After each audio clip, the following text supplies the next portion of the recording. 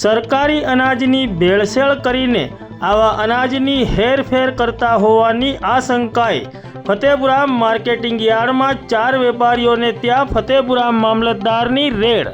તારીખ 17 મે 2024 અને શુક્રવારના રોજ સવારે 11 વાગ્યે મળતી માહિતી પ્રમાણે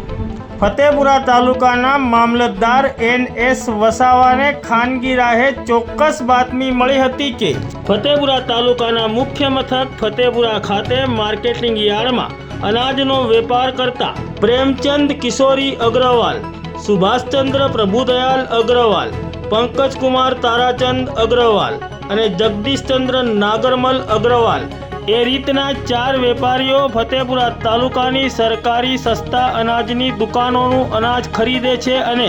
તેને ભેળસેળ કરીને આવા અનાજની હેરાફેરી કરે છે।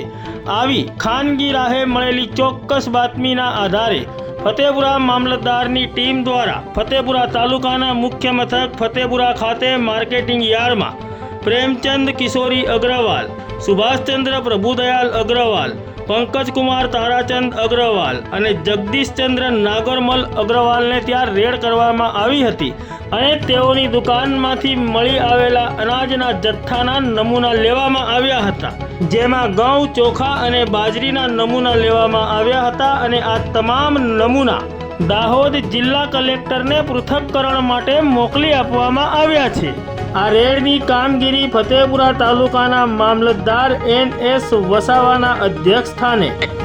તેમજ ફતેપુરા તાલુકાના પુરવઠા મામલતદાર કેયુર રાણાની ઉપસ્થિતિમાં અને ફતેપુરા તાલુકાના રેવન્યુ તલાટીની હાજરીમાં ફતેપુરાની મામલતદારની ટીમ દ્વારા કરવામાં આવી હતી અને તમામ પ્રકારના નમૂનાઓ લેવામાં આવ્યા છે અને આ નમૂનાઓ દાહોદ કલેક્ટરને પૃથક્કરણ માટે FSLમાં મોકલી આપવામાં આવ્યા છે। વધુ વિગતો હવે આ FSLમાંથી રિપોર્ટ આવે ત્યારે જાણવા મળશે।